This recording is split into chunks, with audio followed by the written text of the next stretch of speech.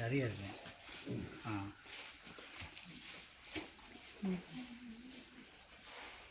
21/3/2026 இன்று ரம்ஜான் திருநாளை முன்னிட்டு நமது பசுமை தென்காசி நண்பர்கள் அவர்கள் தாயார் தெய்வ திருமதி திவான் பேபி அவர்கள் நினைவு நாளை முன்னிட்டும் நமது ரோஜாவன முதியோரத்திற்கு காலை உணவு வழங்குகிறார்கள்.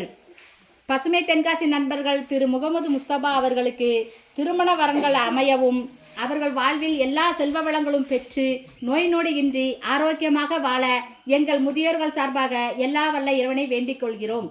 இறைவா, இன்று மட்டுமல்ல இனி வரும் எல்லா நாட்களிலும் எங்களுக்கு காவலாக இருந்து எங்களை வழிநடத்த உன் பேரருளை வழங்குவாயாக.